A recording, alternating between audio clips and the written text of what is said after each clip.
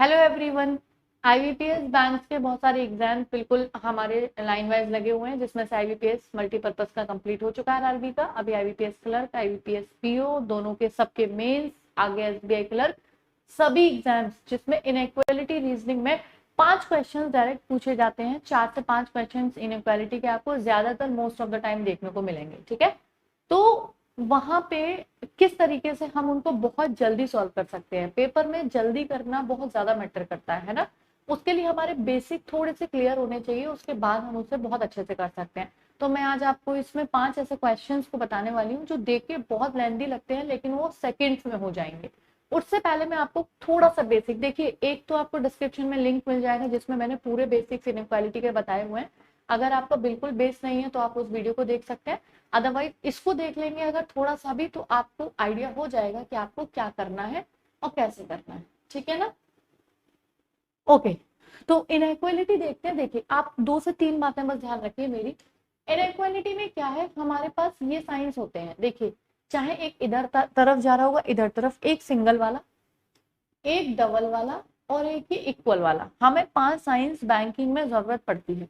अब मैं आपको एक बात बताऊंगी, देखिए किसी भी कंक्लूजन में दो के बीच में, जैसे ए बी बी सी, किसी के भी बीच में पूछा जाता है, अगर उनके बीच में स्टेटमेंट में ये साइन है, ये साइन का मतलब सिंगल वाला साइन, वो जिस साइड जा रहा होगा ऑब्वियस सी बात है, वो तो साइड बात की बात है। अगर सिंगल साइन उनके बीच में है तो आंसर वही होगा। जैसे अगर मैं आपको बोलूं ए बी सी, बहुत सिंपल सी चीज बता रही हूं मैं। अब आपसे ये स्टेटमेंट दे रखा है और कंक्लूजन में अगर पूछा गया ए इज ग्रेटर देन सी या ए इज दिस सी, इन दोनों में से कौन सा ठीक होगा। देखिए ए और सी के बीच में पूछा गया है, मेरा कहने का मतलब ये था कि दो जिनके बीच में पूछा जाए, आपने देखा ए और सी के बीच में 2 साइंस हैं, उसमें से एक सिंगल वाला एक डबल वाला, सिंगल वाले को सबसे बड़ा साइन बोला जाता है। अगर वो बीच में है तो वही आंसर होगा, यानी कि सबसे बड़ा साइन अगर बीच में है तो वही आपका आंसर होगा। तो यहाँ पे ये वाला ठीक होगा, इन दोनों में सिंगल साइन, और ये वाला गलत होगा क्योंकि ये डबल साइन वाला है। अब अगर एग्जाम्पल के तौर पे मान लीजिए इनके बीच में सिंगल वाला साइन होता ही नहीं, अगर सिंगल वाला नहीं है तो फिर उससे छोटा ये वाला होता है। अगर ये बीच में, इन दोनों में से ये बीच में है तो ये आंसर होगा। यानी कि सबसे बड़ा साइन जो भी होगा, तो बड़े में ये वाला सबसे बड़ा होता है, उससे छोटा, और सबसे छोटा ये वाला। अब इनमें जो सबसे बड़ा साइन बीच में होगा वही आंसर में होगा। जैसे मैं आपको बोलूं ए बी सी, और अब मैं आपसे पूछ लूं A is equal to C, A is greater than और दिस सी। देखिए ए और सी के बीच में 2 साइंस हैं, अब इनमें बड़ा कौन सा है, इनमें ये वाला बड़ा है। तो अगर हमसे एक ही मान लीजिए ये भी पूछा जाए, तो सबसे पहली चीज है इन दोनों के बीच में, इन दोनों में ये साइन बड़ा है, ये साइन बड़ा है, तो ना तो ये आंसर होगा और ये साइन तो है ही नहीं, ये वाला हमारा आंसर हो जाएगा। ठीक है, अब बस एक बात ध्यान रखनी है, सिंगल और डबल साइन तो समझ में आ गया, जो बड़ा होगा और बड़े में सबसे बड़ा ये, उससे छोटा ये, उससे छोटा ये, जो सबसे बड़ा उनके बीच में होगा वही आंसर होगा। दूसरी चीज एक बात और समझ लीजिए, साइन तो समझ में आ गई, और वो जिस तरफ ओपन होगा, जैसे आपने देखा यहाँ पे एक ही तरफ ओपन है, मैं इसको ऐसे लिख दूं भले ही, है ना, तो आपको पहली चीज क्या देखनी है, साइन देखना है। आपने देखा इनमें दोनों में बड़ा साइन कौन सा है, सिंगल वाला, और ओपन किसकी तरफ है, एक ही तरफ। तो अब मैं चाहे पलट के लिख दूं, चाहे ऐसे लिख दूं, सॉरी यहाँ बी नहीं, यहाँ पे सी आएगा, ठीक है ना, चाहे मैं ऐसे लिख दूं चाहे ऐसे लिख दूं, आंसर सेम है। इसका मतलब यही है ए इज ग्रेटर देन सी, और यही हमारा आंसर है। तो पहली स्टेप आपको क्या करनी है, अगर सबसे बड़ा साइन बीच में है, मतलब जो भी साइंस बीच में है, 3 तरह के साइंस हैं, उनमें जो बड़ा वाला होगा वही कंक्लूजन होगा, सिंपल। ठीक है, और जिस साइड ओपन होगा उस साइड वही वाला।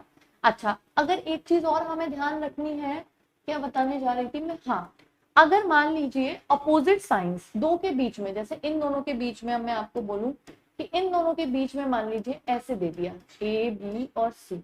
अब आप सोचेंगे, आप खुद सोचिए, ए और सी के बीच में साइन तो सिंगल वाला है, तो भाई आंसर तो सिंगल वाला होगा, लेकिन ओपन किस तरफ होगा, आप देखोगे एक इस तरफ ओपन है, एक इस तरफ ओपन है। तो ऐसे में आइदर वाले केसेस की बात हम अगले वीडियो में करेंगे। आइदर के अलावा इसमें कोई भी निश्चित डेफिनेट कंक्लूजन निकल ही नहीं सकता।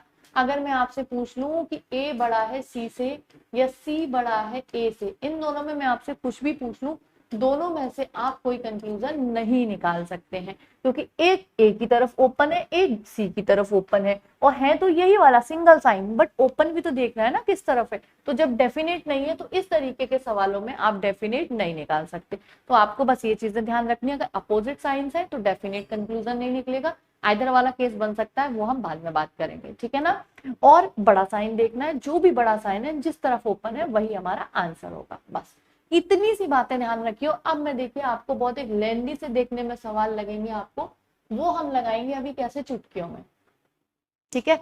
मैंने देखिए बहुत शॉर्ट में सवाल लिखे हैं, यानी कि जो ऊपर इनके पूरे जो निर्देश बोल सकते हैं, इंस्ट्रक्शन है, मैंने पूरे लंबे नहीं लिखे हैं। उसमें ऐसे लिखा होता है, ये तो ठीक है ये पूरा लिख दिया है, अगले में मैंने पूरा नहीं लिखा कि इन विच ऑफ द फॉलोइंग, बस हमें क्या देखना है वही लिखा हुआ है। और मुझे इसमें देखना है B is greater than S, मुझसे ये पूछा है। देखिए ये आती माइंड में एक चीज रखिए, डी और एस के बीच में बड़ा साइन होना चाहिए, तभी तो ये हमारा आंसर होगा। कहीं ना कहीं ये साइन हमारा होना चाहिए, और ये साइन होना चाहिए और डी की तरफ ओपन होना चाहिए, बस यही तो चाहिए हमें। क्योंकि डी और एस के बीच जहां भी ये बड़ा साइन होगा, सबसे बड़ा है ना ये, और डी की तरफ ओपन होगा, यही हमारा आंसर होगा। अच्छा डी और एस, इसमें देखिए एस की तरफ ओपन है, बिल्कुल गलत है। इन दोनों में देखिए डी और एस ये अपोजिट साइन जा रहे हैं, एक एक तरफ अपोजिट में, मैंने आपको बोल दिया डेफिनेट कुछ होगा ही नहीं। अच्छा डी और एस इन दोनों में देखिए, इसमें और इसमें बड़ा साइन कौन सा है, ये वाला है, ओपन किसकी तरफ है, डी की तरफ है, तो यही तो हमारा आंसर हो गया। अगर मैं इसकी तरफ देखूंगी तो इन दोनों में ये वाला साइन हमारा आंसर हो गया, यानी एस और डी के बीच में क्या कंक्लूजन निकल के आया, यही तो हमसे पूछा है, डी बड़ा है एस से, बिल्कुल सी ऑप्शन सही है। बस इतना इजी होता है इसको करना, कुछ होता तो ना इसमें। चलिए भाई अगले में आते हैं। और ये सेकंड क्वेश्चन है आपके सामने। अब देखिए सेम, अब मैंने वो वही पूरे निर्देश नहीं लिखे हैं, पूरा वही है, in which of the following है ना, इस तरीके से लिखा है, put in the fill in the blanks ऐसे करके लिखा होगा। हमें बस इससे मतलब है b इज ग्रेटर देन और इक्वल टू t। अच्छा एक बात बताइए, b और t के बीच में अगर बड़ा साइन आएगा कहीं भी तो वही हमारा आंसर होता। इसका मतलब कंफर्म है b और t के बीच में कहीं वो सिंगल वाला साइन नहीं मिलना चाहिए, नहीं तो वही आंसर होता फिर, है ना।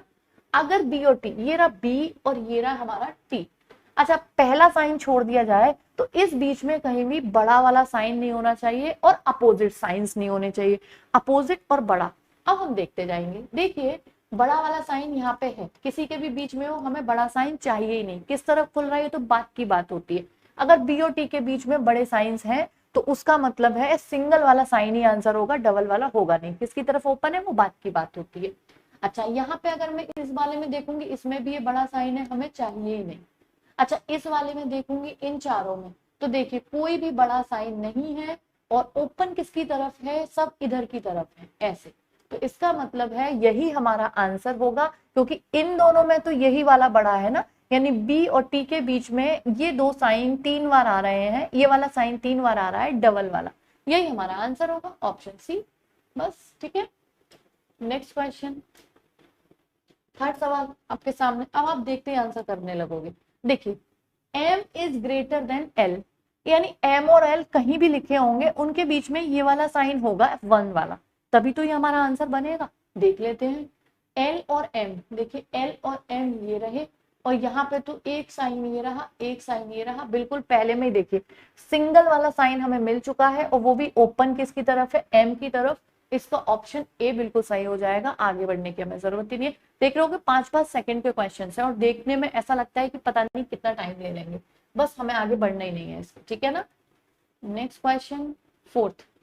In the fourth question is आपके सामने क्या है, एक्स और आर, अगर सिंगल साइन आंसर है तो होना चाहिए ना वही होगा एक्स और आर के बीच में, एक्स और आर के बीच में सिंगल साइन चाहिए जो इधर की साइड खुल रहा हो, आर की तरफ, ऐसे ही तो चाहिए हमें। देख लेते हैं भाई, यहाँ पे सिंगल साइन है और आर की तरफ ओपन है, एक्स और आर में सिंगल साइन है, देखिए एक्स और बी बराबर, और बी बड़ा है आर से, वो सॉरी आर बड़ा है बी से, तो एक्स से भी बड़ा होगा, इसमें भी हमारा ऑप्शन ए पहला आ गया, आगे बढ़ने की हमें जरूरत ही नहीं है, और ऑप्शंस की जरूरत ही नहीं है। बस इतने इजी से क्वेश्चन है कि 2-2 सेकंड में जवाब हो रहा है, 5 सेकंड तो बहुत देर की बात है, ठीक है ना। चलिए भाई अगला सवाल है। अच्छा इसमें देखते हैं a is greater then k और p और l के बीच में ये वाला साइन, इसका मतलब कंफर्म है a और k जहां भी आएंगे उनके बीच में बड़ा साइन जरूर होना चाहिए, और पी और एल जहां भी आएंगे उनके बीच में सिंगल साइन नहीं होना चाहिए, क्योंकि अगर बड़ा साइन बीच में होता तो वो हमारा आंसर हो जाता। और यहाँ तो बोल रहे हैं कि डेफिनेटली ट्रू होना चाहिए ये कि एल ग्रेटर देन है और इक्वल टू है, तो यही साइन हमें चाहिए, बड़ा वाला साइन नहीं चाहिए। अच्छा, ए और के के बीच में देख लेते हैं, यहाँ से लेके ए और के बीच में बिल्कुल लास्ट है। और एक बात बताइए, यहाँ पे तो एक उल्टा जा रहा है, मैंने कहा इनका तो कोई डेफिनेट आप निकाल ही नहीं सकते, छोड़िए इसे। दूसरे वाले में ए और के में यहाँ भी अपोजिट जा रहे हैं, अपोजिट साइन में आप डेफिनेट कुछ निकाल ही नहीं सकते, छोड़ दीजिए इसे। ए और के में यहाँ पे इन तीनों में से बड़ा साइन कौन सा है, सिंगल साइन है, और किसकी तरफ ओपन है, ए की तरफ, तो एक तो ट्रू हो गया।